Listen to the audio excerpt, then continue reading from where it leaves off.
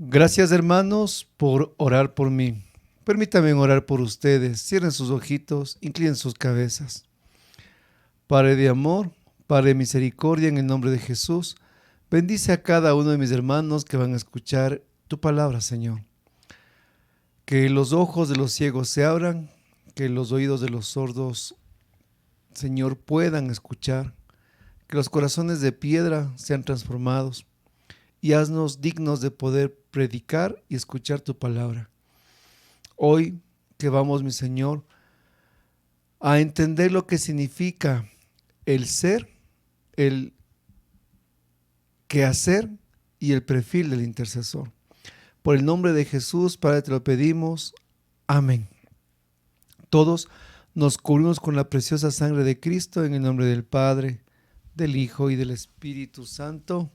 Amén. Muy buenas noches, mis hermanos queridos. Vamos hoy a desarrollar en este tercer paso lo que es el ser, quehacer y perfil del intercesor. Yo les pido que si pueden ustedes seguirme el ritmo en las citas que voy a dar, pues en buena hora. Caso contrario, solo anote la cita para que después usted pueda profundizar en ella, para que usted sea como una esponjita en este momento y pueda recibir todo lo que el Señor nos quiere dar a usted y a mí. Primero, mis hermanos, vamos pues a adentrarnos en la palabra del Señor, abriendo nuestras Biblias en Sabiduría, capítulo 18, versículo 21. El libro de la Sabiduría, capítulo 18, versículo 21. Proclamamos la palabra del Señor. Pronto un hombre irreprochable salió en su defensa. Con las armas de su propio ministerio, la oración y el incienso expiatorio, se enfrentó a la ira y dio fin a la plaga, mostrando con ello que era en verdad siervo tuyo. Palabra de Dios, te alabamos, Señor. Nos dice en Sabiduría, refiriéndose a Moisés, cuando él toma pues ese papel de intercesor. Moisés por excelencia es el intercesor ante este pueblo rebelde. Y Moisés es la prefigura o la sombra de nuestro modelo a seguir, Jesucristo nuestro Señor, que Él es el intercesor de intercesores ante el Padre. Y nos dice en Sabiduría que dice, este hombre irreprochable salió en defensa con las armas de su ministerio, la oración, el incienso expiatorio, y con ello se enfrentó a la ira y dio fin a la plaga, mostrando que era auténtico siervo, auténtico servidor. Este versículo de la Sabiduría vamos a dividirlo en 6 pasos. Y los 6 pasos de este libro de la Sabiduría nos van a indicar lo que significa el ser, quehacer y perfil del intercesor. Primer punto. Un hombre irreprochable. Nos va a decir en Proverbios capítulo 24, versículo 16. Si el justo cae 7 veces, se levantará otras tantas, mientras que los malvados caerán para seguir en su desgracia. Palabra de Dios, te alabamos, Señor. Este primer punto, como nos decía en Sabiduría, un hombre irreprochable. Y el intercesor, el que vive este ministerio o cualquier ministerio dentro de la iglesia, lo primero que también el apóstol San Pablo pide que sea un hombre irreprochable. Pero si nosotros nos ponemos a examinar, nos ponemos a leer la palabra de Dios, usted ve hombres, mujeres, pues realmente en un proceso, en una maduración, y muchos no son irreprochables, pues, ¿verdad? Si usted ve al mismo Moisés, usted mira que él era, en el tiempo que estuvo en Egipto, era un hombre que fue un asesino. Entonces dice irreprochable, ¿por dónde? Cuando usted ve a David, un hombre que cometió adulterio y mandó a matar, era un hombre conforme al corazón de Dios. Y usted sigue viendo las escrituras y sigue adentrándose en ellas, va viendo hombres y mujeres imperfectos. ¿Cuál es la diferencia? La diferencia es la que nos dice en Proverbios. Si el justo cae 7 veces se levantará, mientras que el malvado cae para seguir en su pecado o en su desgracia. Moisés, al igual que David, lo que miramos en estos hombres que son imperfectos en un proceso de crecimiento es que se acercan a Dios siempre a pedir misericordia. De ahí nació de David el tan conocido Salmo 51, piedad de mí, Señor, en tu bondad. Entonces, el intercesor dice, tiene que ser un hombre irreprochable. ¿Acaso será un hombre, una mujer que tiene que meterse en una cueva, ponerse un sayal y totalmente perder contacto con el mundo? ¿Será eso un hombre irreprochable? ¿Acaso será una persona que no peca, un hombre irreprochable? Si en Proverbios dice que el santo, el justo, cae 7 veces. No sé usted y yo si estamos en esas mismas condiciones. Aquí lo que nos llama, mis hermanos, a ser auténticos. Y ser auténtico significa estar conscientes de nuestra propia realidad. ¿Y sabe cuál es nuestra realidad? Usted y yo somos pecadores.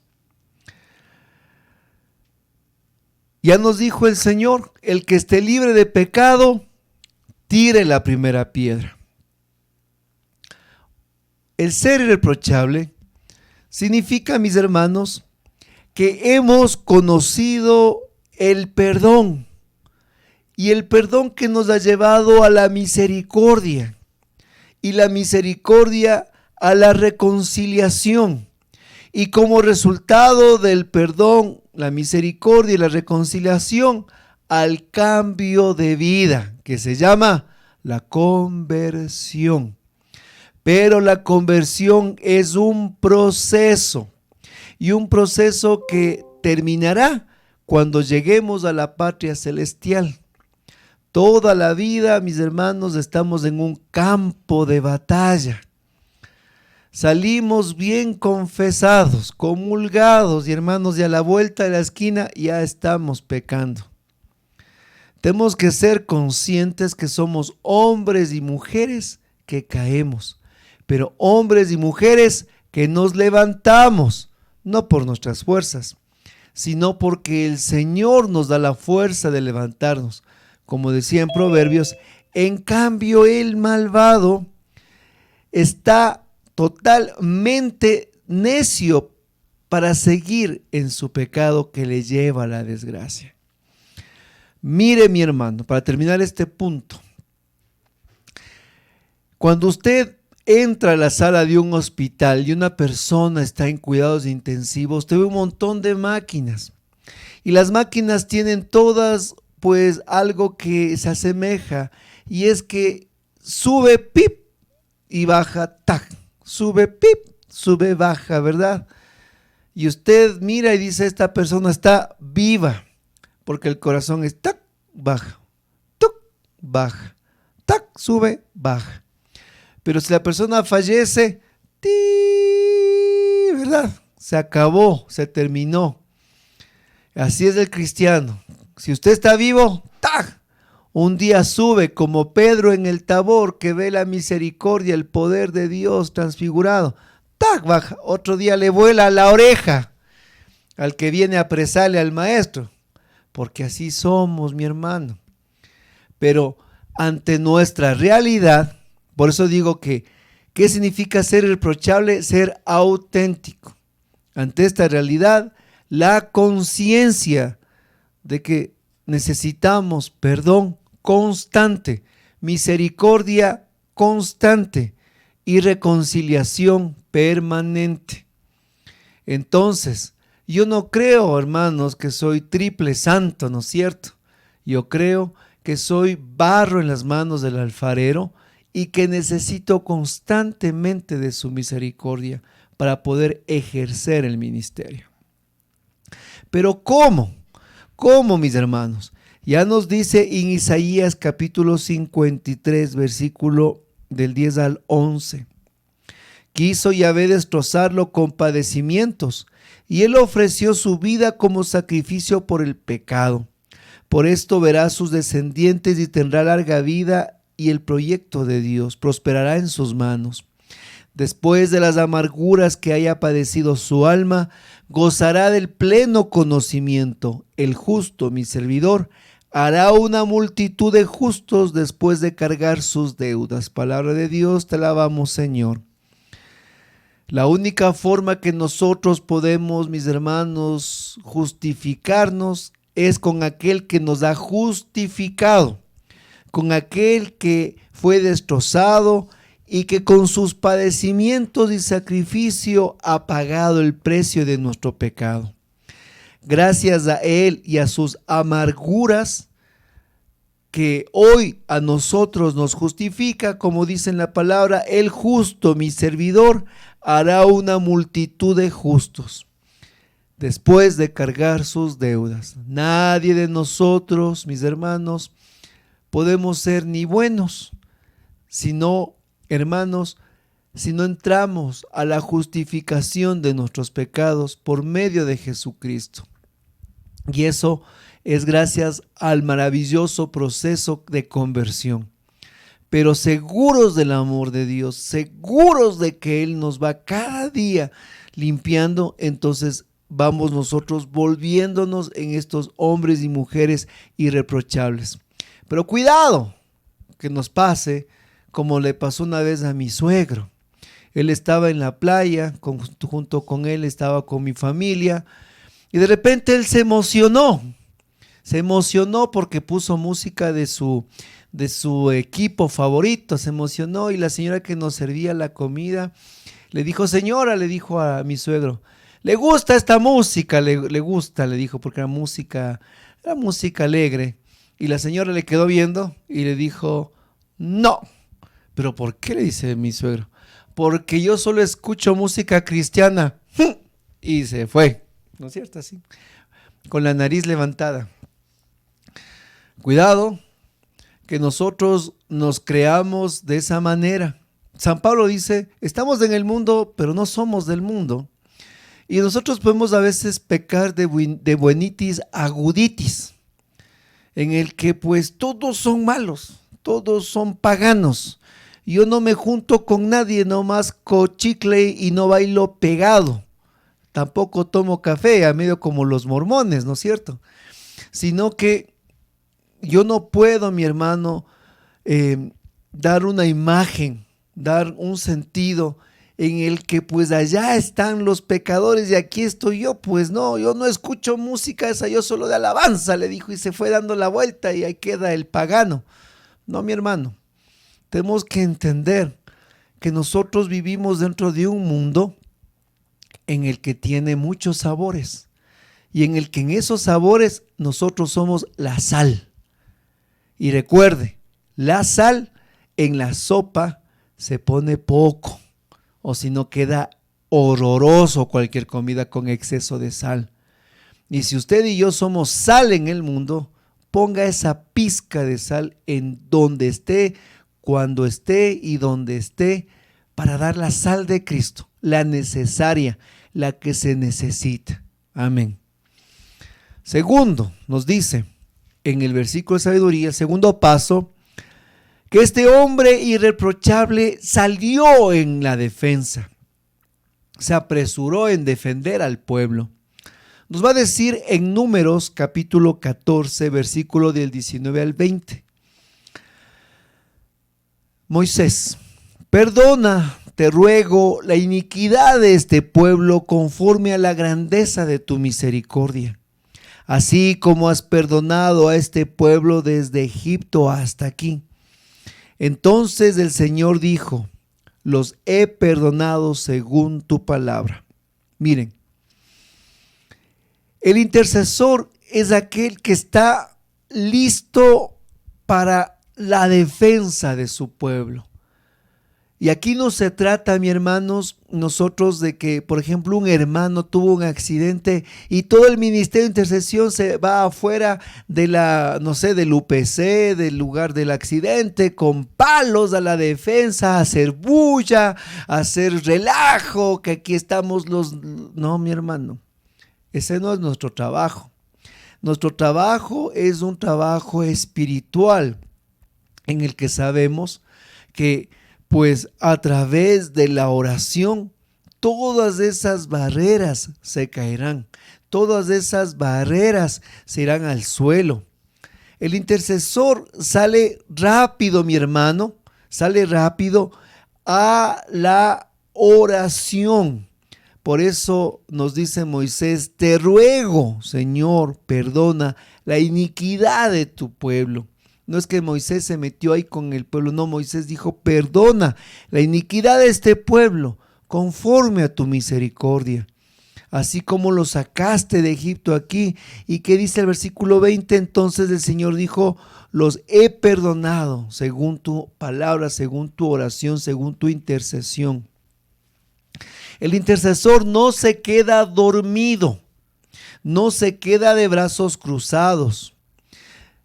Hermano, el intercesor cuando escucha ya que hermanos de su comunidad, hermanos de la iglesia, personas dentro de lo que se llama nuestro país, el gobierno, situaciones de familiares, vecinos y amigos, el intercesor nunca se queda de brazos cruzados, sino que él rápidamente se apresura a orar.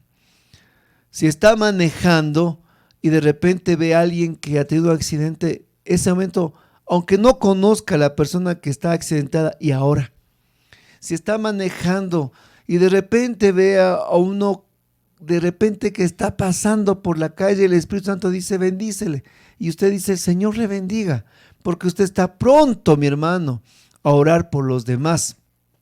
No crea que solo son las 2 horitas del ministerio que yo oro, nada más. De ahí me jubilo el resto de la semana. El intercesor vive un estilo de vida que está pronto para orar. Y el intercesor jamás traga aire. ¿Y cómo es eso que traga aire?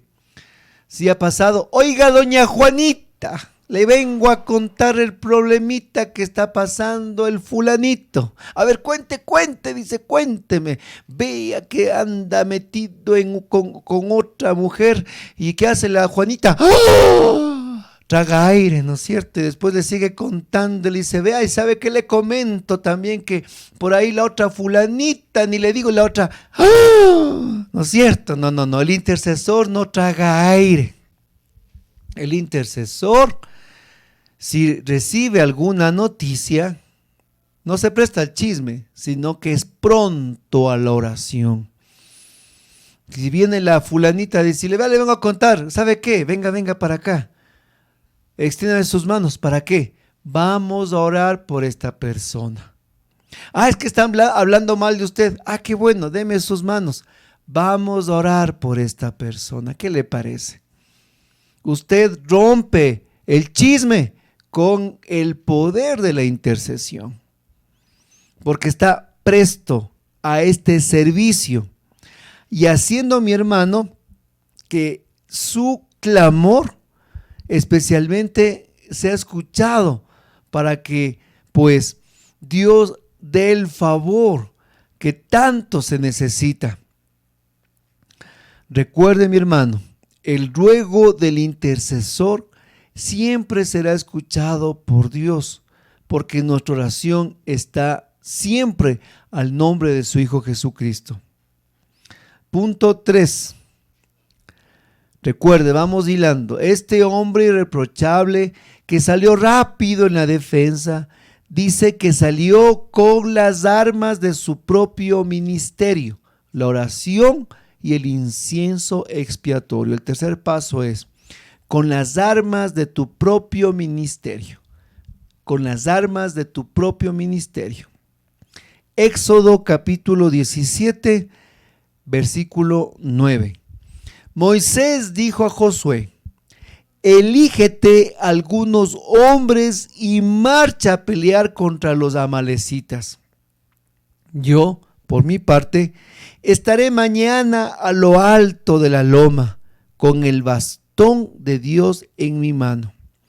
Palabra de Dios, te alabamos, Señor. Miren, cada uno de nosotros peleamos con las propias armas de nuestro ministerio. Recuérdelo. ¿Qué le dice Moisés a Josué? Vayan a pelear contra los amalecitas.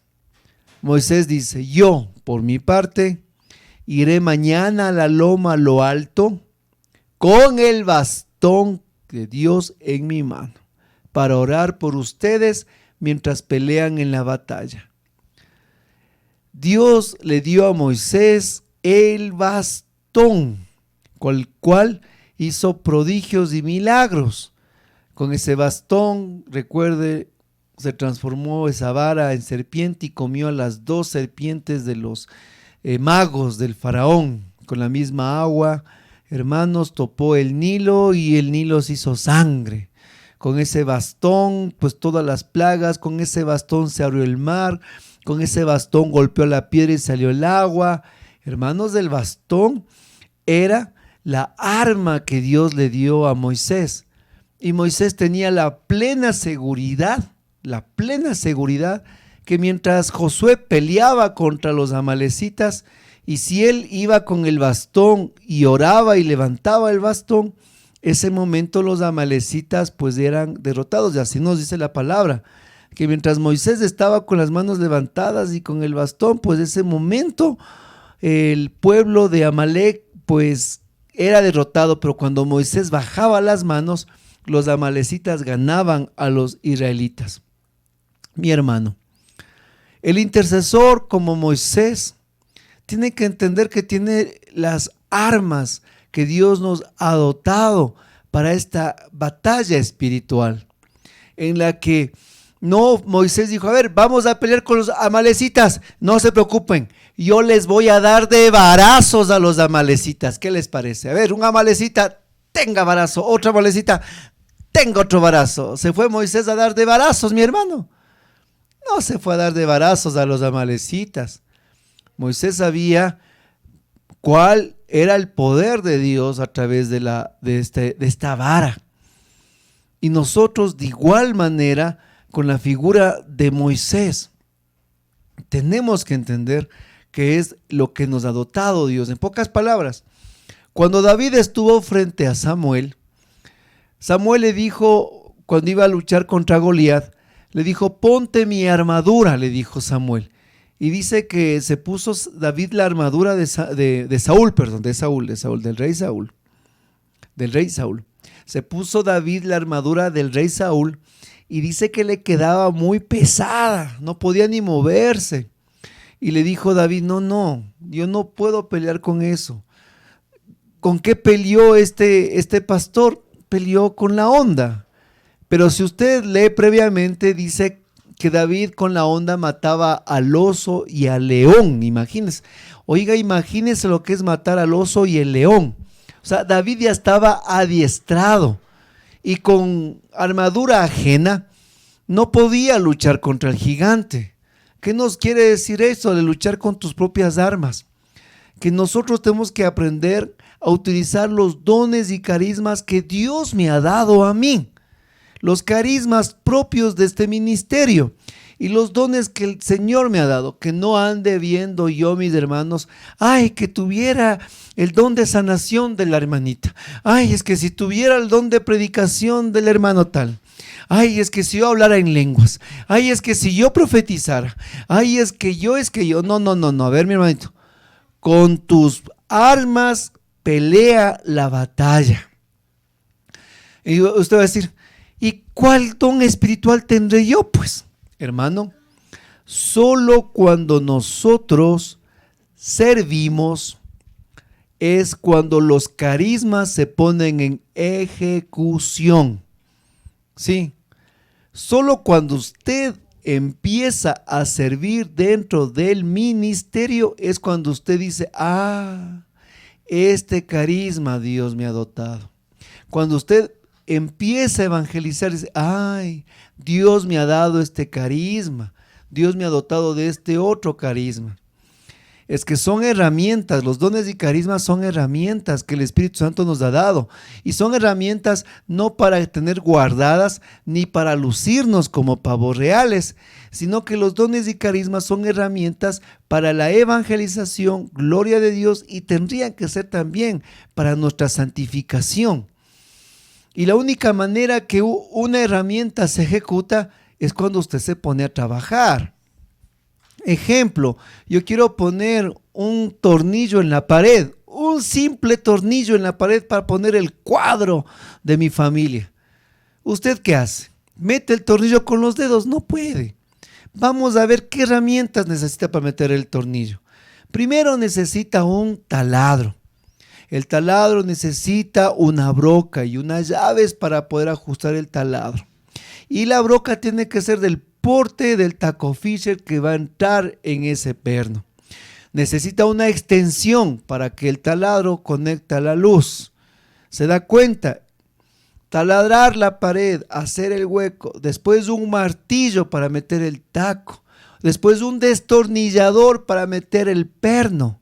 Y ahí sí, colgar el cuadro.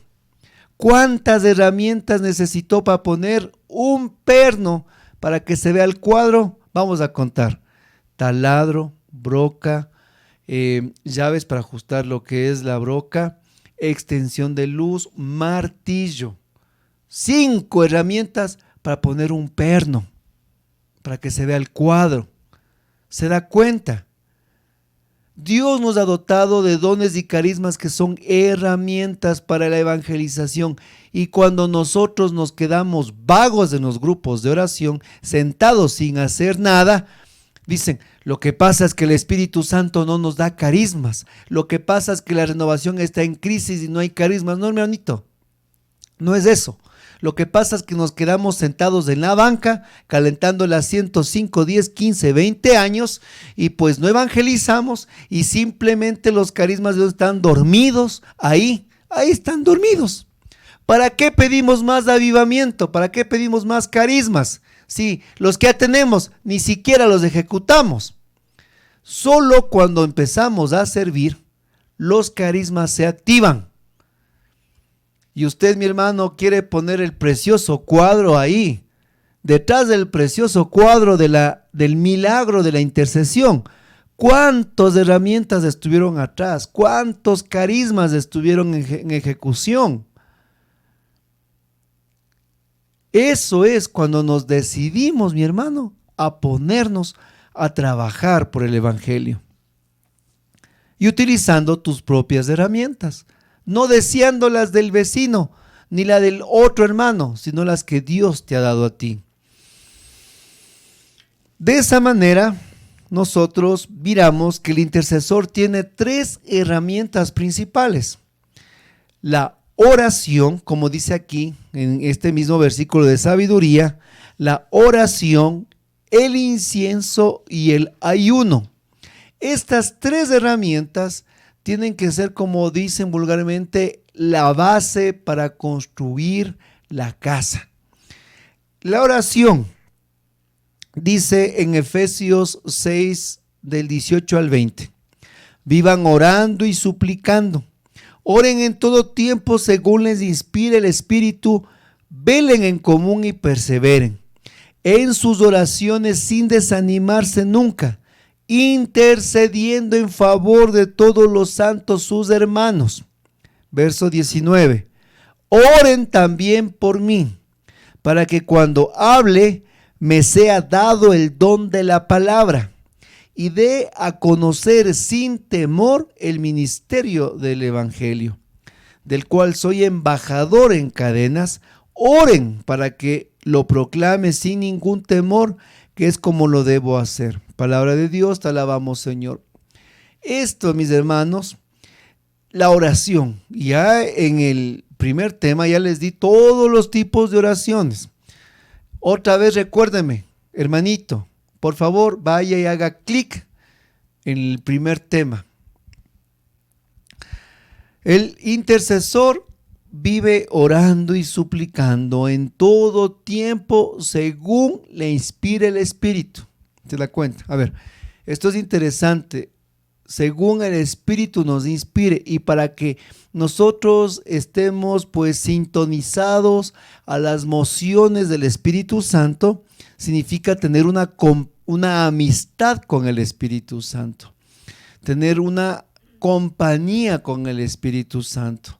Significa empezar lo que habíamos hablado, una vida de gracia, perseverando como hermanos e intercediendo en favor de todos los hermanos. San Pablo dice, oremos unos por los otros, oremos por la comunidad según el Espíritu nos pide. Ahí podría terminar, pero Pablo dice clarísimo, oren también por mí, para que cuando hable me sea dado el don de la palabra. Hermanos, algo que este ministerio de intercesión tiene como base es la intercesión por sus predicadores, por los predicadores los cuales llevan la palabra de Dios. Y usted no solo tiene que decir, voy a predicar solo por los hermanos de mi grupo, hermanos. Siempre en sus oraciones oren por las predicaciones de su sacerdote en su parroquia. Oren por los predicadores de la renovación en su localidad. Acuérdense de los predicadores de los cuales han recibido usted la palabra. El padre Emiliano decía que en su libro, Jesús está vivo, que una vez él estando en una jornada de mucha gente, pues dice que en la mañana hubo muchos milagros y después en la tarde se duplicó y se triplicó la gente, pues después de tantos prodigios del Señor.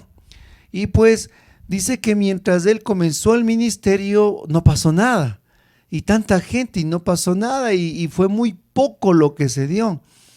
Y él muy preocupado dice que llamó a su comunidad en Canadá y les preguntó a la hora de la tarde qué estaban haciendo los intercesores. Y dijeron, pues hermano, en la mañana estuvimos orando por ti, pero en la tarde ya no oramos. Y el padre Emiliano decía, esa es la razón. Porque detrás del ministerio tiene que estar siempre ese contingente de intercesores, hermanos. Yo les pido a ustedes, por ejemplo, en sus oraciones, acuérdense de este burrito, oren por mí. Como dice San Pablo, para que cuando hable sea dado el don de la palabra y de conocer sin temor, dar a conocer el evangelio. No caigan como caen muchos en los grupos de oración. Usted que es pues los ojitos de Dios, de hermanito, orará por mí. Claro, a veces piensan que el servidor es de hierro, que el servidor no tiene problemas, que el servidor no le duele nada, que el servidor pues no paga agua, luz, teléfono, que el servidor no le duele las muelas, que el servidor no le duele la barriga, que el servidor no tiene esposo, no tiene esposo, esposa, no tiene hijos, nunca tiene un contratiempo. Pues piensan que los servidores o los que están al frente, pues hermanos, por tal ya hasta sudan agua bendita. Y no es así, porque los servidores son pilares y columnas de las comunidades de oración. ¿Y saben qué? ¿Sabe qué le voy a decir? La estrategia del maligno, del diablo, que Dios reprenda. El malo, para destruir una casa, no pone dinamita a las paredes, porque eso es perder tiempo, la casa no se cae. Vaya usted a ver en el YouTube, en esta plataforma, cómo se caen mega edificios a través de la implosión que se llama. Los que hacen este trabajo ponen en las columnas de las edificaciones, ponen en lugares estratégicos de las columnas la dinamita. los detonadores. Y ellos desde lejos ponen un botoncito, clic. ¿Y sabe qué pasa con ese edificio? Así se caen los edificios, así se caen. ¡Turrum! Se caen para abajo. No sé si usted ha visto alguna vez. Le mando a ver cómo los edificios caen en implosión. Así caen. De arriba para abajo. ¡Trax! Ni a los lados, ni adelante, ni atrás, ni nada. Se caen así, vean. ¡Chum! Se caen los edificios. El maligno sabe que la forma de atacar un grupo, una comunidad, es poniendo dinamita a los servidores en puntos claves de sus ministerios, de sus vidas, de sus pasiones, de su intimidad. Sabe que si cae un servidor, sabe que si cae un sacerdote, hermanos, se cae con él todita la iglesia y todito el grupo. Así que el intercesor tiene que de rodillas orar por sus sacerdotes, por sus servidores, por sus hermanos en la fe, por sus coservidores. Orar, mi hermano, de rodillas y clamar y pedir protección. Pablo entendía eso y por eso les dice, oren también por mí. No es que Pablo se sentía pues aquí el intocable, ¿no es cierto? No. Pablo se siente muy necesitado y dice, también oren por mí. Yo me imagino Pablo como las manos, por favor también oren por mí para que cuando hable me sea dado el don de la palabra. ¿Se da cuenta? ¡Qué humildad! Pablo que le vio a Cristo, ve aquí, humildad la de Pablo, para que dé conocer sin temor el ministerio. Oiga, porque no crea que los que están predicando no tienen miedo, no tienen temor. Yo cada vez que me dicen, hermano, predique, yo subo temblando las piernas, porque no somos nosotros, es Cristo a través de nosotros, mi hermano. ¿Y cómo necesitamos la intercesión de estos preciosos ministerios? Yo siempre les digo a mis hermanos de intercesión, hermanos, mientras yo estoy predicando, ustedes atrás, oren por mí, necesito de su oración.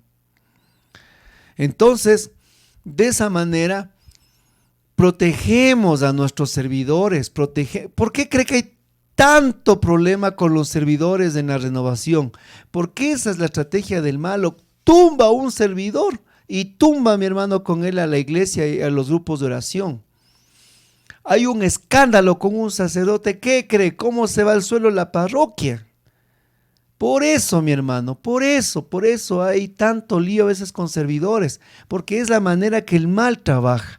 Y por eso los intercesores tienen que tener como principal ministerio orar por sus autoridades eclesiales, religiosas, dentro de su movimiento y de la iglesia. Segundo, ¿se acuerdan? Las armas del intercesor. Segundo, el incienso. Apocalipsis 5:8. Cuando lo tomó, Apocalipsis capítulo 5, versículo 8. Cuando lo tomó, los 4 seres vivientes y los 24 ancianos se postraron delante del Cordero. Cada uno tenía un arpa y copas de oro llenas de incienso, que son las oraciones del pueblo de Dios. Palabra de Dios, te alabamos, Señor. Miren, ¿qué nos habla en esta visión de Juan en Apocalipsis? Que en el cielo los vivientes y los ancianos, a los que están frente a la gloria de Dios, se postran frente al Señor, y estos seres, estos que están frente al Señor, estos justos, ellos tienen algo en sus manos, que dice arpas. Las arpas, que es la alabanza, pero también tienen algo en sus manos y son copas de oro. Y aquí Juan nos dice que tienen esas copas. Las copas de oro dice que están llenas de incienso. Pero ¿cuál es ese incienso? Dice que son las oraciones de los santos, las oraciones del pueblo de Dios. Hermano, la oración del intercesor es un incienso a los pies de Dios, que son llevadas en copas. Eso es la oración del intercesor, un incienso al Señor. Qué maravilla, qué hermoso. Es como cuando el sacerdote en el altar empieza en la consagración a poner el incensario alrededor y usted ve ese incienso que se levanta. Así, mi hermano, es la oración del intercesor. Una adoración espiritual que lleva al Señor. ¿Y sabe qué es lo más bonito? No es que el Señor coge el incienso y dice, a ver, presten más incienso para mí. No, mi hermano, ¿sabe lo que hace Dios con todo ese incienso, con toda esta oración? ¿Sabe lo que hace Dios? La transforma en torrentes de bendiciones para nosotros mismos. Dios nunca se queda con nada, mi hermano.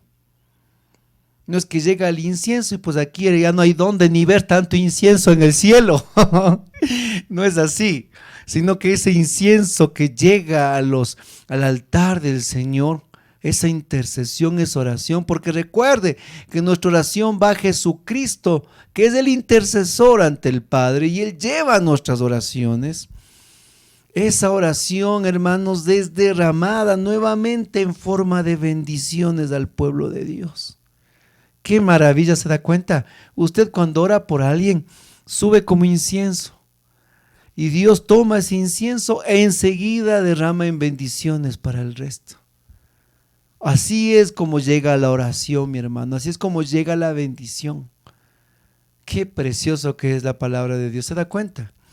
Tercer arma del intercesor, el ayuno. El ayuno, y esta, mi hermanito, nos va a decir en Jonás capítulo 3, versículo 5. Gloria a Dios, gloria a Dios. Yo estoy emocionado. Espero que también usted esté emocionado. Jonás 3, 5. Y los habitantes de Nínive creyeron en Dios y proclamaron ayuno y se vistieron de sayal, desde el mayor hasta el menor de ellos. Recuerden un poquito de contexto. Jonás fue a proclamar a Nínive que si no se arrepentían, pues simplemente iba a ser destruida la ciudad con el fuego de Dios. Pero ante la proclamación de Jonás, ¿qué sucedió? Que el pueblo se arrepintió, y aquí nos dice en el versículo 5, el pueblo, los habitantes de Nínive creyeron en Dios, miren, creyeron, proclamaron ayuno, y desde el más grande hasta el menor, y dice ya el más abajo, le invito a que usted lea el capítulo 3 de Jonás, dice que el rey, hasta los animales, hermanos, les hicieron ayunar. Todo el pueblo se arrepintió y todo el pueblo ayunó. Y aquí le quiero a usted tomar la lección de la Biblia. ¿Qué pasó con el pueblo de Nínive? ¿Cayó fuego del cielo o Dios les perdonó? Eso me gusta. Dios les perdonó. No cayó el fuego del cielo. Tanto así que Jonás se enojó. Ya sabía que tú eres un Dios misericordioso y que me ibas a hacer quedar en ridículo, dijo Jonás en pocas palabras. Aquí le quiero decir algo. El ayuno, a ver, y creo que anote, esto sí, anote, todos. Póngale en los comentarios si es posible después. Póngalo así. El ayuno hace cambiar la voluntad de Dios. El ayuno hace cambiar los designios de Dios. El ayuno cambia, hermanos, la decisión del Señor. Póngale como quiera. El ayuno hace cambiar la voluntad de Dios. Porque Dios iba a destruir Nínive. Dios iba a mandar fuego, así como mandó a Sodoma y Gomorra. Iba a acabar y manda a Jonás a que mande esa proclamación. Pero cuando hay ayuno, el pueblo escucha, Dios cambia, mi hermano. No destruyó a Nínive. ¿Se da cuenta el poder del ayuno? Entonces aquí viene algo importantísimo. Los intercesores tienen que aprender a ayunar. Y algunos van a decirme, ay, sí me fregó, hermanito, ay, sí me fregó porque yo soy mayor y yo tengo que tomar mis pastillitas con la comida y ahí sí como yo ayuno. Hermano, no se preocupe. Le voy a mandar a leer en Ezequiel lo que Dios le gusta, cuál es el verdadero ayuno. Y eso les voy a mandar de deber. Vaya y búsqueme cuál es el ayuno que gusta al Señor. Hermanos, posiblemente, tal vez no podremos, ya alguien por su situación de edad, de enfermedad, no podrá ayunar. Pero sí podemos ayunar de las redes sociales, del WhatsApp. Podremos ayunar de dejar de comer al prójimo, ¿no es cierto? Ya no vamos a, tal vez no podemos dejar de comer pan, pero sí vamos a dejar de comer al prójimo, hermano.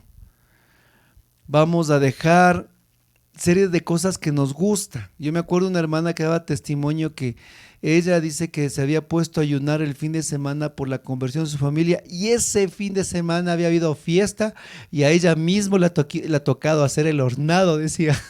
¿Cómo se reía? Que le tocaba a ella misma hacer el hornado mientras ella estaba ayunando, dice. Dice, eso fue increíble, dice, en mi vida no me había pasado eso. Pero después se vio todo el milagro y toda la gracia que Dios da. Tenemos que mortificar. Lo que pasa es que el ayuno es una mortificación y es algo que nos templa el espíritu y es algo que muchos no lo hacemos realmente, y tendríamos que empezar como ministerio a pedirle a Dios esa gracia de saber ayunar, de saber romper pues esos gustos personales que tenemos. Posiblemente, mi hermano, hay muchas cosas que tenemos como gusto. No solo es el dejar pues un bocadillo, dejar un almuerzo. Si puede hacerlo, porque en sí el ayuno es dejar de comer, si puede hacerlo y no tiene ningún impedimento, hágalo. Más aún, hay mucho testimonio de que personas que hasta sufrieron de gastritis, ayunando, se sanaron. Así es el poder de Dios. O sea, no limitemos el poder de Dios. Y si podemos, pues en la mañana me comía pues mis 2 huevos, mi sándwich, mi jugo. Hoy comeré un huevo y un sándwich. En el almuerzo, pues de igual manera, hoy comeré la mitad. Si no puedo impedir los alimentos, pero podré otras cosas, mi hermano querido, ayunar. Gustos personales, cosas que me agradan, no sé, tanto, mi hermano. Eso ya no puedo enumerar porque eso es lo que a usted le gusta. Y lo que usted, por amor a Dios y por poder a usted, por las demás personas, ayunarlo, es de agrado al Señor.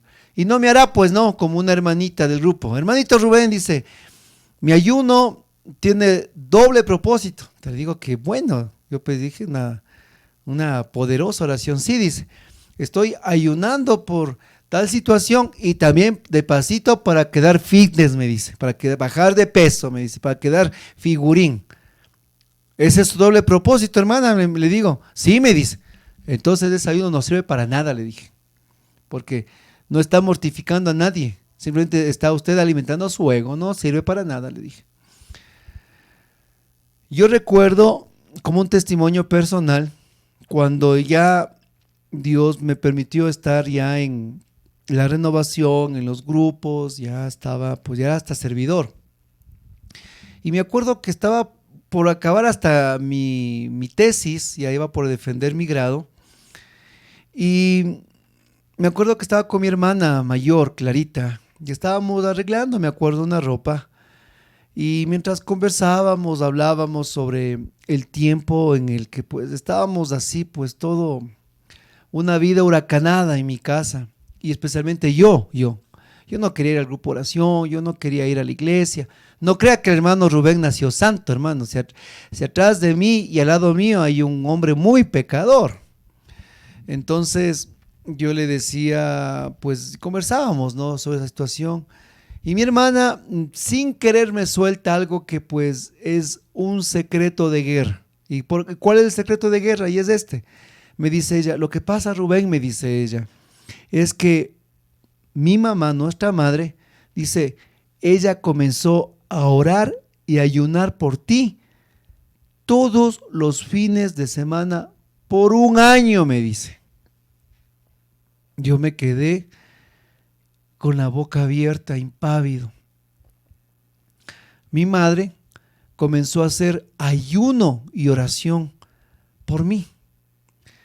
Es que ya dejó de darme de bibliazos, ya dejó de invitarme, ya dejó de muchas cosas hacer, porque ahora ella entendió el poder de la oración y del ayuno.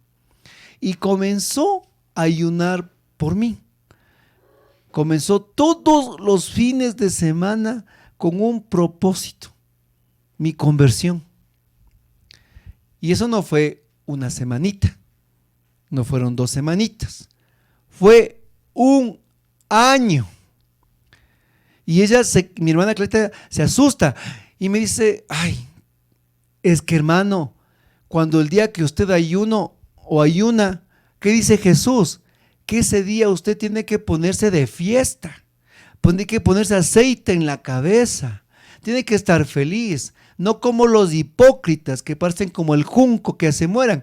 No es que la hermana va al grupo por ahí, no así, ay, ay, ¿qué le pasa, hermanita? Estoy ayunando, hermanos, y aquí estoy que ya me muero, ya me derrito, ya me acabo, ya aquí me estoy entrando en colapso. Ese ayuno no sirve. O está pues ahí con los hermanos del grupo, no me darán el tecito porque estoy ayunando, verano, mi hermanita. Ya se terminó el ayuno, hermano, y se acabó. Ese día usted está de fiesta, está más alegre, está más contenta, está más rebosante, mi hermano. Ese día usted se puso el traje de fiesta, el día que está ayunando, usted ante todo está alegre. No, ay, aquí estoy mal genio, es que estoy con hambre, pues estoy ayunando, pues nadie me entiende. No, pues mi hermano,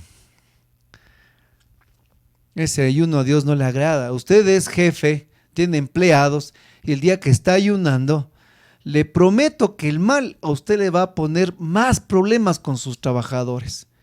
Y ese día usted, la forma del ayuno es, mi hermano, teniendo paz, teniendo tranquilidad y usted sobrellevando a sus trabajadores. Y así me pasaba, el día que yo ayunaba, ese día que barbaridad, yo tenía unos líos en el trabajo. Es como que se ensañaba el mundo sobre mí.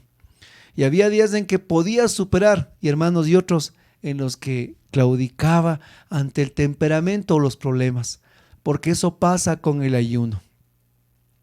Porque el ayuno tiene poder, porque aquí nos dice la palabra, y Dios no se miente a su palabra. Este día tiene que estar usted feliz el día que ayuna. Entonces estas 3 armas son las armas del intercesor por excelencia. Por excelencia. Usted empieza a ser intercesor y es como le dice, bienvenido, tenga la oración, tenga el incienso y tenga el ayuno. Esas son sus armas principales. Aparte, usted ha sido dotado de dones y carismas, o sea, hermanos, vamos, pero bien armaditos hasta los dientes. 4º punto. Ya voy terminando. Entonces este hombre irreprochable que sale en la defensa con sus propias armas de su ministerio, se enfrentó a la ira y dio fin a la plaga. Póngale 4º punto. Afrontó la cólera y se interpuso frente a ella. Filipenses 2:8. Vamos a proclamar la palabra de Dios. 4º punto. Para los que están anotando, gracias. Afrontó la cólera divina y se interpuso frente a la cólera divina. Y en Filipenses 2:8 nos va a dar, hermanos, nos va a dar la razón de esto. ¿Y cuál es? Se humilló a sí mismo, haciéndose obediente hasta la muerte en la cruz. ¿Quién afrontó la cólera divina y se interpuso al castigo divino? Es Cristo Jesús el Señor. Él se humilló a sí mismo tomando condición de siervo y se hizo obediente hasta la muerte y la muerte en la cruz. En la cruz del Calvario, mi hermano, es allí el lugar donde Cristo tomó todo el peso de la humanidad caída, todo el peso de mi pecado. Cristo en la cruz no veía masas ni muchedumbres. Cristo levantado en la cruz con sus ojos llorosos, al único que distinguía era a mí, a ti, porque Dios nos ama por nuestro nombre, no la orquesta. Y desde la cruz al único que veía es a ti por tu nombre. Y Jesús en la cruz decía: yo estoy aquí por Mercedes, aquí estoy por José, por Rubén. Y ahí, cuando rompió la comunión con el Padre, cuando dijo: Padre, ¿por qué me has abandonado? Es el momento en el que rompe la comunión y todo el peso de la humanidad, Cristo lo carga para sí. Y somos justificados en Él. No hay intercesores, mi hermano, que no se adentren al misterio de la pasión de Cristo. Y que en el misterio de la pasión de Cristo puedan, en Él y a través de Él, poder orar y clamar por las necesidades, por el consuelo y por el levantamiento del caído.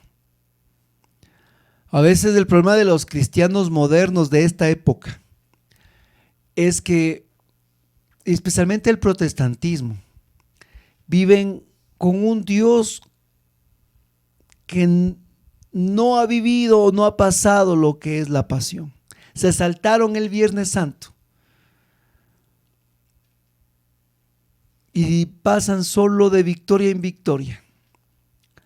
Pero hermanos, para que haya domingo de resurrección, hay un Viernes Santo también. Hay un jueves de Getsemaní. Y el intercesor vive la pasión, porque la pasión es la semejanza que vive el hombre en la humanidad. ¿Cuántos viven un Getsemaní en sus ministerios? ¿Cuántos viven un Getsemaní en sus apostolados? En los cuales solo está la obediencia, pero ya no quieren tomar ese cáliz. ¿Cuánto servidor, cuánta familia vive lo que es en sus propias experiencias la pasión? Y cuando nosotros nos sumergimos al misterio de la pasión, es cuando como intercesores podemos consolar al enfermo, al sufriente, al que está postrado, al que está pasando enfermedad, cuando el sufrimiento del hombre realmente tiene un significado en la cruz de Cristo.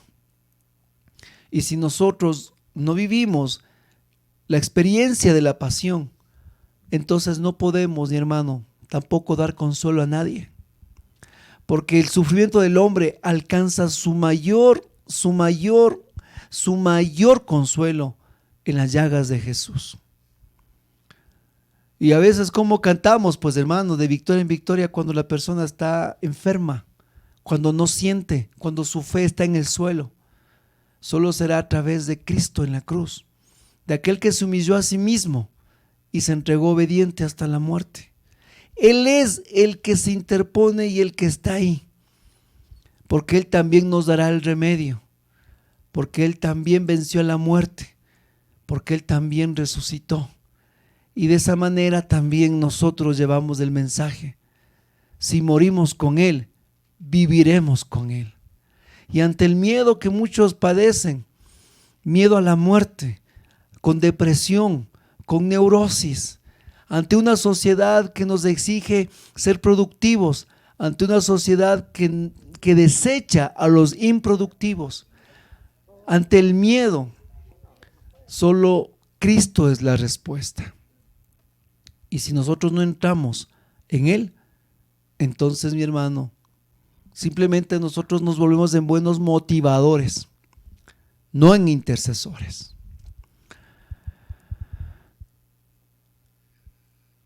Quinto punto, dice, logró la victoria con la oración y la palabra. Se enfrentó a la ira y logró, dice, mostrando con ello la victoria con la palabra de Dios. Y de esa manera, son 5 puntos que les dije, ¿verdad? Y en este quinto punto ingresa lo que al final nos habla, en el último versículo, mostró con ello que era siervo suyo. Punto 6. Punto 5. Demostró que es auténtico servidor. Son 5 puntos. Demostró que es auténtico servidor. Auténtico servidor. Nos dice Lucas 12, del 42 al 44. Y dijo el Señor: ¿quién es el mayordomo fiel y prudente al cual su señor pondrá sobre su casa, para que a tiempo les dé su ración? Bienaventurado aquel siervo al cual, cuando su señor venga, le halle haciendo así. En verdad os digo que le pondrá sobre todos sus bienes. Palabra del Señor, gloria a ti, Señor Jesús. Aquí nos habla el Señor en su palabra. Este trabajo del intercesor nos lleva a ser verdaderos servidores. Nos dice, ¿quién es el mayordomo fiel y prudente al cual el Señor pondrá sobre su casa, para que a tiempo les dé la ración o la comida? Bienaventurado aquel siervo que cuando venga su Señor le halle haciendo su trabajo. Hermano, somos llamados a ser siervos y mayordomos en la casa del Señor. Estos siervos y mayordomos de la casa del Señor estamos llamados a ser bienaventurados. ¿Por qué? Porque nos llama a estar despiertos. Despiertos a todo momento, a cada instante. Pues el Señor nos quiere encontrar a nosotros siempre haciendo el trabajo. Cuando nosotros somos verdaderos servidores, cuando nosotros nos caracterizamos por nuestro servicio al Señor. No somos servidores porque mandamos más, porque gritamos más, porque nos eligieron. Esos son, digamos que solo puntos sobre las personas. Pero lo que caracteriza a un verdadero servidor es porque es fiel a su servicio y no se duerme en su trabajo. ¿Qué significa eso, mi hermano? Usted, cuando ingresa a este ministerio, tiene que comprender que es una opción de vida.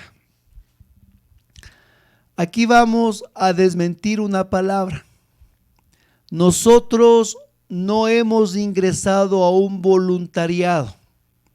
Es un gran error que últimamente he escuchado en muchos labios de muchos servidores, que dicen: aquí, recuerden, nosotros estamos en un voluntariado. Les voy a corregir a esos servidores, a esas personas que dicen que estamos en un voluntariado. Usted y yo no estamos en un voluntariado. Porque en un voluntariado usted, pues simplemente, como dice, su voluntad. Como una hermana me dijo recién: hermano Rubén, ¿cuándo hace otra vez el curso de predicadores? ¿Por qué le digo? ¿Por qué le digo? Recién esta semana. ¿Por qué le digo? Es que ahora sí tengo ganas de predicar, dice. Entonces le preguntaba, le digo, ¿y cuando te mandé la primera vez la invitación? Es que ahí no me daba ganas. Ahora sí me da ganas, dice. Ahora sí. ¿Cuándo hace el curso? Entonces le digo, solo por ti, porque te dio ganas. Mañana le digo, ¿qué te parece? Y aquí, hermanos, no es que nosotros estamos cuando nos da ganas, ni en un voluntariado. Aquí la diferencia es que hemos sido llamados. Y llamados por una persona, y esa persona se llama Jesús. Nos dice la palabra que Jesús subió al monte, oró al Padre toda la noche, y cuando bajó del monte los llamó por su nombre. Los llamó. Recién que celebramos la fiesta de San Mateo, Mateo le llama a Mateo por su nombre. Ven y sígueme. Hermano, aquí en la renovación no vivimos voluntariados, sino nosotros vivimos del llamado de Jesucristo a hacer su voluntad, que es muy diferente. ¿Por qué? Porque cuando nosotros ingresamos a un servicio, nosotros entendemos que este llamado para nosotros se convierte en una vocación. El llamado para nosotros se vuelve en una vocación. Y la vocación que es el sentido pleno de nuestras vidas en un servicio. El intercesor entiende que este llamado es una vocación y una vocación de vida, una vocación de esperanza, y la vocación al ser humano lo que le otorga es felicidad. Yo recuerdo un gran amigo sacerdote que le preguntaba y le decía, padre, le digo, ¿qué hubiera pasado si tú no te hubieras hecho sacerdote y te hubieras casado? Y él se queda pensando y me dice, me hubiera costado muchísimo ser feliz, me dice. Entonces yo entendí, porque como sacerdote y su vocación, él era totalmente feliz. Y es así, la vocación a nosotros nos da felicidad. Y este ministerio es nuestra vocación a la felicidad. Hermanos, vamos a orar. Ay, qué pesado, otra vez empezaron los que orar. Hermano, vamos a orar por una necesidad. Ay, otra vez, pues si ya oramos el otro día, pues otra vez será de orar ahora también, pues. Cuando somos convocados a la intercesión, es un llamado a la felicidad, es un llamado al gozo, es un llamado al contacto con el Señor, en el que pues está por encima de todo este llamado que Jesús me hace. Y ante su llamado, yo no puedo como Jonás meterme en la barriga de la ballena, sino que ir simplemente como una oveja dócil a la voz del Maestro. Amén. Vamos a orar. Gracias, Padre. Cierre sus ojos, mi hermano. Gracias, Padre, por hacernos entender cuál es el perfil del intercesor y qué hace este hombre, qué hace esta mujer, qué camino tiene que tomar.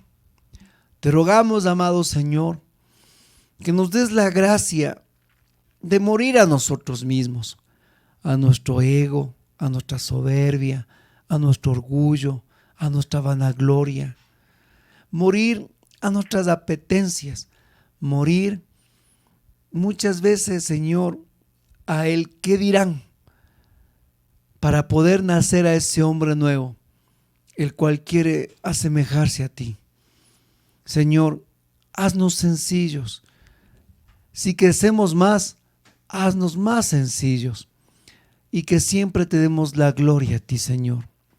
Te ruego por mis hermanos que escuchan este mensaje, para que ellos sean dóciles, para que ellos puedan, como una tierra fértil, recibir toda esta palabra y que dé fruto abundante.